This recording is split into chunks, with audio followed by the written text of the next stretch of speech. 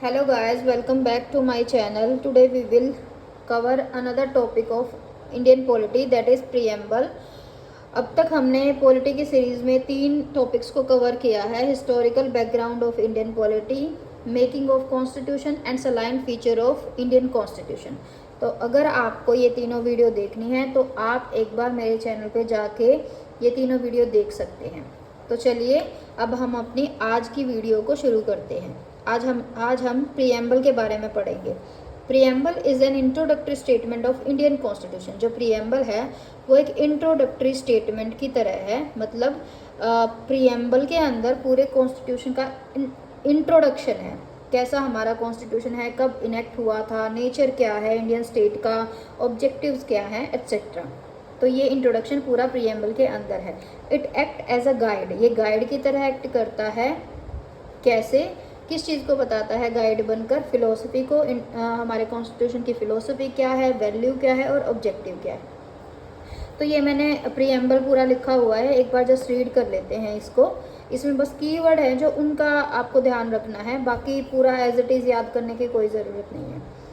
तो चलिए, we the people of India having solemnly resolved to constitute India into a sovereign socialist democratic republic and to secure to all its citizens justice, social, economic, political, liberty of thoughts, expression, belief, faith and worship, equality of status and of opportunity, and to promote among them all fraternity, assuring the dignity of individual and the unity and integrity of nation.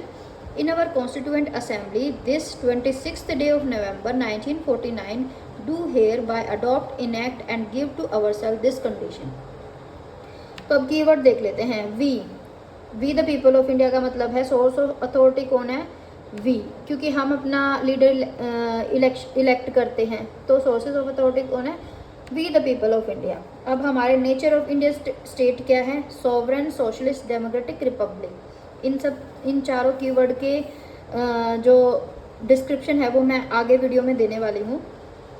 ठीक है, एक एक करके सबको बताऊंगी। Justice कैसा होना चाहिए? Social justice, economic justice, political justice. ठीक है। लिबर्टी कैसे होनी चाहिए? लिबर्टी ऑफ थॉट, सोचने की पूरी स्वतंत्रता होनी चाहिए, एक्सप्रेशन की, अपने आप को एक्सप्रेस करने की, बिलीफ की, फेथ की, वर्शिप की। ठीक है।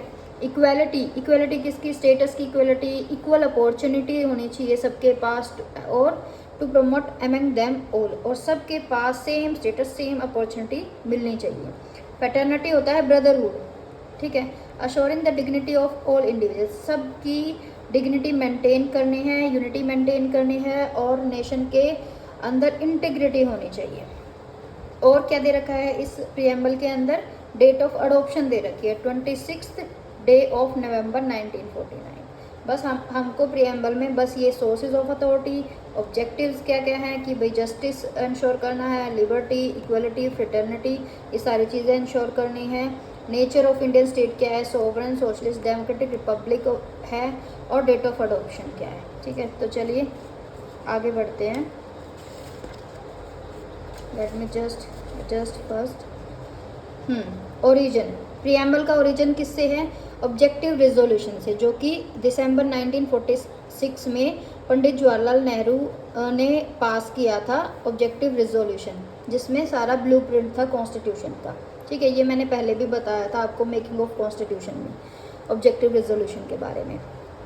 अब अमेंडमेंट्स की बात कर लेते हैं। कितनी बार प्रीएम्बल अमेंड हुआ है? प्रीएम्बल अभी तक सिर्फ एक बार अमेंड हुआ है, वो भी 42nd कॉन्स्टिट्यूशनल अमेंडमेंट एक्ट 1976 के तहत। अब तक प्रीएम्बल सिर्फ एक बार अमेंड हुआ है। किससे? 42वां जो संविधान संशोधन था, जो 1976 में हुआ था, उससे सिर्फ एक बार अमेंडमेंट हुआ है प्रीएम्बल के अंदर। और क्या अमेंडमेंट हुआ था? 3 वर्ड्स ऐड किए गए थे: socialist, secular, integrity. Socialist democratic socialism है, मतलब जो स्टेट है वो लोगों के वेलफेयर के लिए काम करता है, सभी के वेलफेयर के लिए काम करता है। मिक्स्ड इकोनॉमी है ये, पब्लिक भी और प्राइवेट भी। ठीक है, दोनों मिलकर वेलफेयर ऑफ स्टेट के लिए काम करते हैं। सेक्युलर का मतलब क्या है? रिस्पेक्ट ऑल रिलीजन्स, सारे रिलीजियंस को रिस्पेक्ट करता है, लेकिन डिस्टेंस भी मेंटेन करके रखता है, maintain principle distance from all religion. ठीक है, हमारी एक सेक्युलर स्टेट है इंडिया की, और वो किसी भी रिलीजन को फॉलो नहीं करती है। ठीक है, रिस्पेक्ट करती है सारे रिलीजन की, लेकिन फॉलो किसी को नहीं करती है। एक प्रिंसिपल डिस्टेंस मेंटेन करके रखती है सारे रिलीजियन से। उसके बाद ऐड किया था third word integrity, territorial psychological oneness of nation. मतलब हमारे जो टेरिटोरियल और साइकोलॉजिकल इंटीग्रिटी है, मतलब हमारे देश के बॉर्डर के अंदर हमारी टेरिटरी है। किसी भी बाहर, कोई भी बाहर का देश हमारे टेरिटरी के अंदर कोई भी इंटरफेरेंस क्रिएट नहीं कर सकता। ठीक है। इंस्पिरेशन, प्रीएम्बल की इंस्पिरेशन कहाँ से मिली थी? रशियन रिवॉल्यूशन 1917 में जो हुई थी, वहाँ से हमने जस्टिस वर्ड की इंस्पिरेशन ली थी। ठीक है। फ्रेंच रिवॉल्यूशन हुई थी 1789 टू 99 में, वहाँ से लिबर्टी, इक्वलिटी, फ्रेटर्निटी की इंस्पिरेशन मिली थी। ठीक है। ये जो प्रीएम्बल है ये नॉन जस्टिसिएबल है। नॉन जस्टिसिएबल का मतलब है कि कोर्ट के द्वारा इसको एनफोर्स नहीं करा जा सकता। मतलब इस पे कोई भी केस नहीं कर सकता कि आर्टिकल 32 या 226 के तहत कोई भी कोर्ट इस पे कोई भी एनफोर्समेंट नहीं करा सकता इसको। मतलब इसको कोर्ट के द्वारा एनफोर्समेंट नहीं हो सकता इसका। कीवर्ड्स कौन कौन से, मैंने बताया था ना पिछले में कि मैं कीवर्ड्स आगे जाके डिस्क्राइब करूँगी।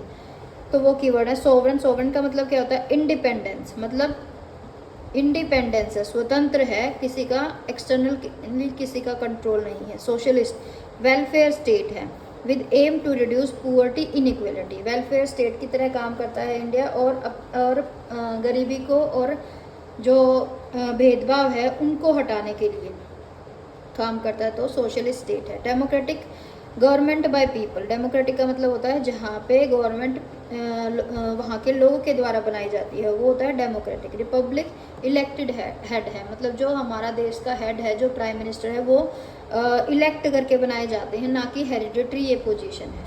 ठीक है। उसके बाद एक्सपर्ट कोट है इसमें, कुछ जो एक्सपर्ट हैं उन्होंने प्रीएम्बल के बारे में क्या क्या बोला है। ठीक है।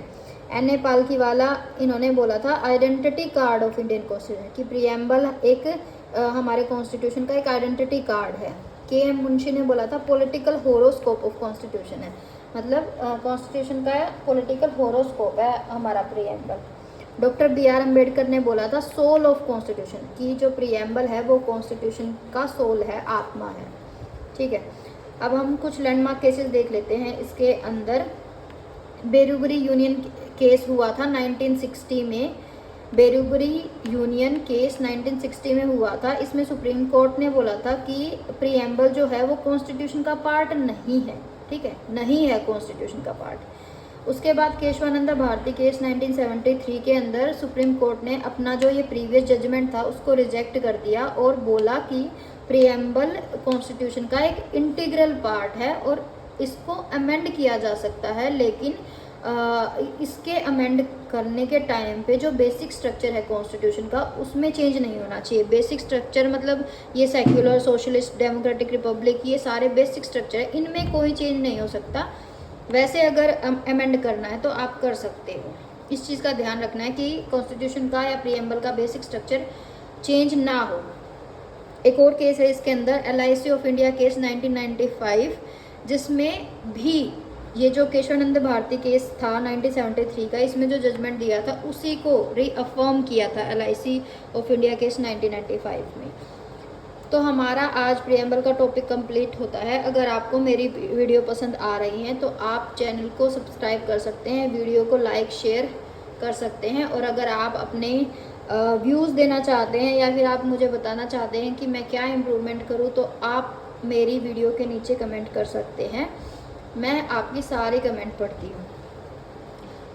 ओके, चलिए मिलते हैं अगले टॉपिक के साथ। Till then bye bye.